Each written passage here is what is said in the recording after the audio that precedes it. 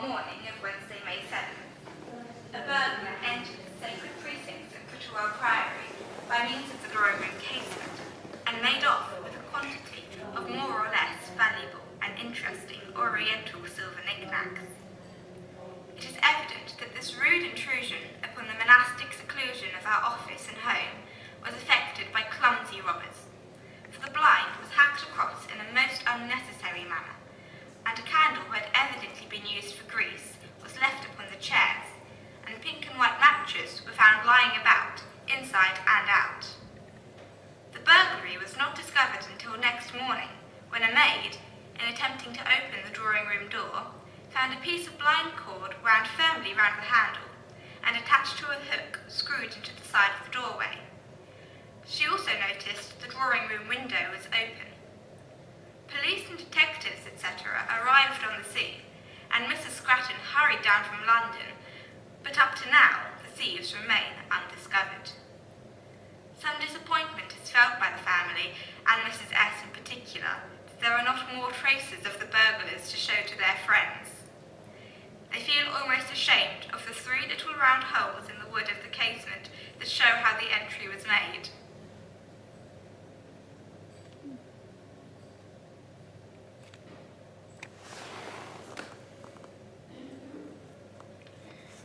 Pa, 1903. Meg May was darning stockings one day and came upon one pair, which was totally devoid of markings, full of the most repulsive holes. Meg May inquired whose it was, but no one seemed willing to own it. So Meg May, presuming it pertained to Slim Jim, laboriously mended it. Next day she was aghast when Grace, the under-housemaid, claimed the stockings as hers. This reminds me of the time when James Grant, the Scotch gardener, who was afterwards discharged on account of drunkenness, requested to know if his cap was in the hall, he having left it there while doing some job or other. The editor, as well as the rest of the staff and family, denied having seen it, when James Grant in stentorian tones said, "You've got it on, miss." This one looks interesting. Priory Times, 1905. McCarthy's ghost. It was midnight, and Timothy, who had retired early, turned in his bed. A low throbbing noise attracted his ear. For 1 second he quailed, then telling himself to be a man, he leaped from the shelter of his sheets and applied with shaky digits a match to the gas jet. A glow of light brightened his little chamber, but there was no one there. "Brave heart, be still," McCarthy murmured, clutching the region of that amorous organ. But the throbbing sound could still be heard above the beating of McCarthy's quivering heart. He listened trembling. It was behind him. Turning, he made as if to fell the interloper. There was no one behind him. Again, and this time, he could have sworn he heard the sound behind him. He turned around on his heel. No one. McCarthy began to become, not alarmed, oh no, but slightly disconcerted. The minutes dragged by to noise, which was now a kind of gurgle, continued to thrill our old friend, till with a cry of horror he leaped again into his bed, to hide his manly head beneath the coverings. A shudder shook him as his feet felt a pool of ice water. The mystery solved, the villain found, and it is Tim's hot water bottle, which had been merrily leaking for the past quarter of an hour, while McCarthy was gurgle hunting, and has now made a nice little pool in the worthy man's bed.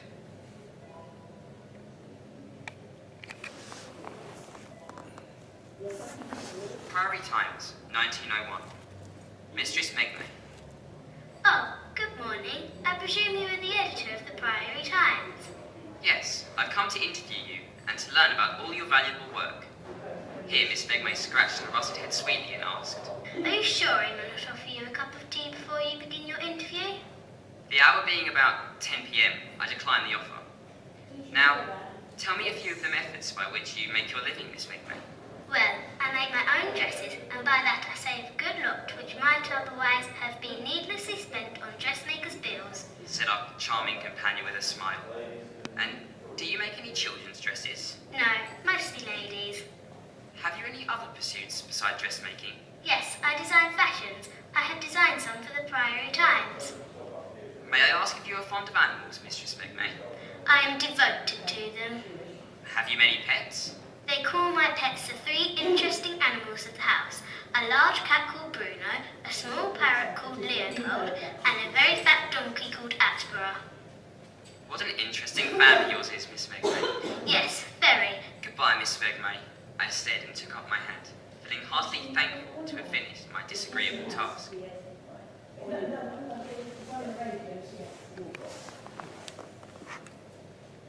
Priory Times, 1903. McCarthy fading away, over 3 stone in weight lost. Our old and erstwhile fattest friend, Mr. Timothy Pieface McCarthy, has lately been undergoing a course of the most rigid dieting imaginable, and has so much diminished that we almost fear he will vanish altogether ere long. McCarthy, as everyone knows, has all his life been possessed of a good larger shape of too solid flesh, so that when he felt himself quietly approaching young manhood without the prophesied shrinkage having occurred, he determined to make a might effort in this direction. He did so with the result published in this headline.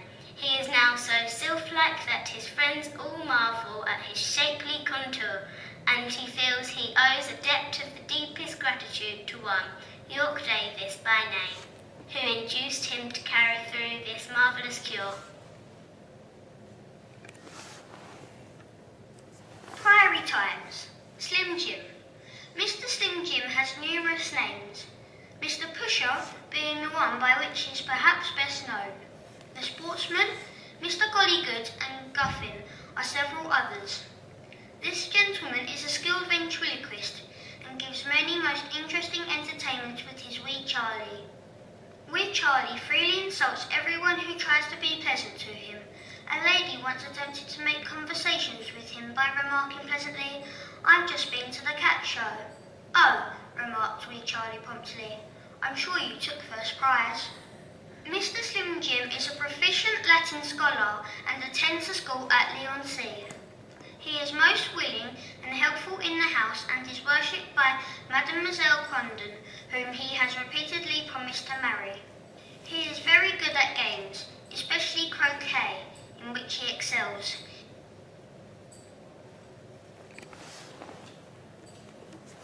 Priory Times, 1903. A painful interview with The Afterthought. We recently took an opportunity to spend a few minutes with The Afterthought, thinking to glean some interesting facts about this well-known young person, which will prove interesting to your readers. But the following diatribe will show you how grievously we were disappointed. We found The Afterthought in the dining hall, engaged in writing the words At, cat, bat, sat, rat. the daily task set by her mistress Megmay, who was superintending her studies. "May I interview you, Afterthought?" we began timidly. Was the only reply that was vouchsafed us. "I think you live at the Priory," we continued, hoping to lead the young lady on to talk of her home. Yes. Was the answer. "Do you like living in Southend?" we returned. Came the old reply. "Will you not tell me something about yourself? No. Have you any admirers?" No. This was said with an exceedingly coy smile. "But I thought you were engaged to Mr. George Rowe.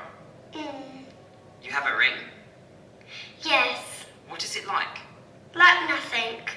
What are you doing now, Miss Afterthought?" Nothing. "Well," I remarked, feeling thoroughly disgusted at this young lady's secretiveness. "I have not much time, so I will say goodbye." So I left The Afterthought, finding there seemed nothing to be got out of her. Before we close this too painful interview, we will say a few words about The Afterthought. She is tall and slim for her age, 4 years, with long fair hair, of which she is exceedingly proud. She is a young lady with a decided will of her own, which she insists upon having obeyed.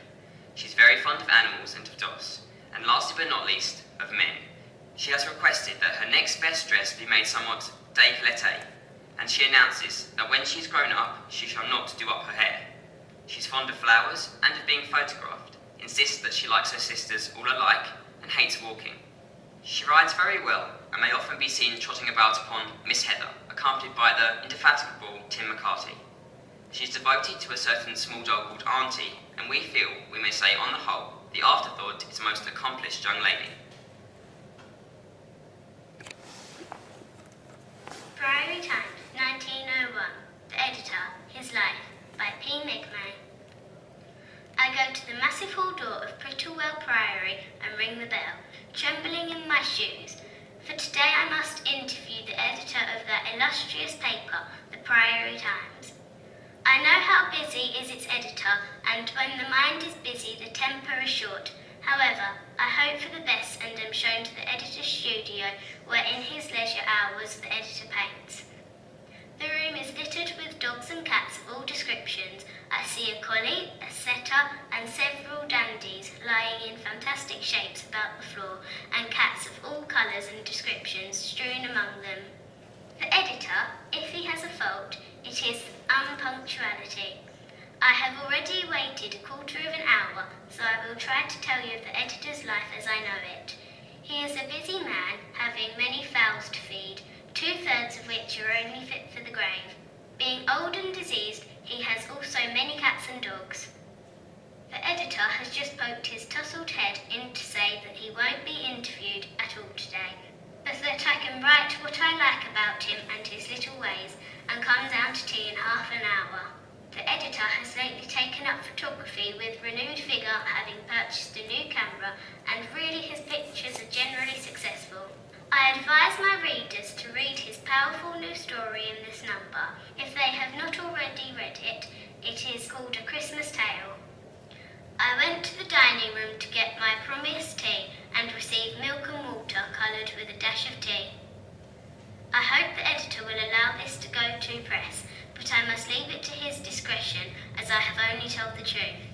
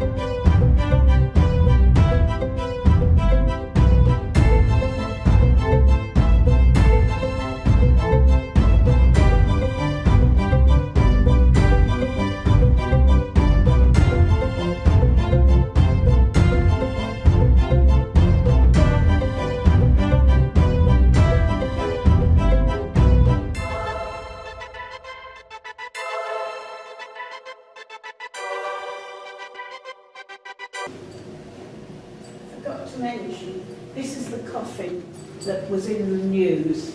Somebody lifted their child and put it in Oh, it, yeah. and it's been broken. They are going to mend it. I see. So that coffin was a double coffin apparently, or had been used twice, should put it that way. I see, recycled. Yes. So that's quite old. isn't it? Or somebody in it? No, no, no, no, no, no, no. It's a stone coffin. That's, there's a couple of cases because they eat people, if you know what I mean. The bodies dissolve very nicely and quickly. Oh. So, anyway. But it's been, somebody lifted a child and it became famous. It even, I think, hit the New York Times. Because it's very old. It's really, this is the genuine Booker article. You know. But I'm afraid these are the sellers, hence, what are you looking for? There's no problem with that. You need to look for, there's no problem.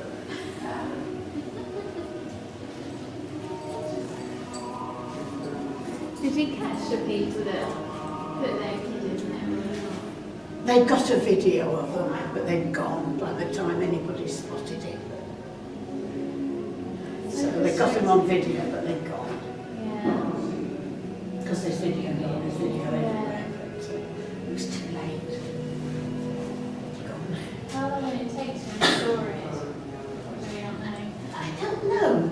We first told it, sorry, we're volunteers, so we don't get told the whole story. Yeah. We were first told it would take lots and lots of money and be ages and ages. And it has been ages and ages. And then we were told, oh, they can fix it this and so, or an equivalent of it. Yeah. So don't honestly know.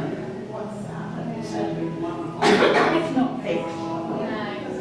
that part of the trouble was that railing wasn't there. It was Yeah. just a bit of plastic. Yeah. Which wasn't a good idea. No. I think that might be the problem. They've got to not so much fix the coffin as They've got sort to out try. what they're going to do to Yeah. protect it, but still make it visible. Yeah. But you'd have thought that people would be so stupid to do something like I that. wanted to take a photograph of a little baby in when that toddler, that's the worst toddler in the name coffin. It's just silly. If you wish to dress up, maybe equipment is open. Thank you. But that bit there, there's the nice little bits too. Yeah. And there are bits, if you look around, and you think, oh, they're not mentioned anywhere, but you think, that's pretty original. Yeah. But this is the centre here. Although it is a Yeah. so it's quite, it's the oldest. Yeah.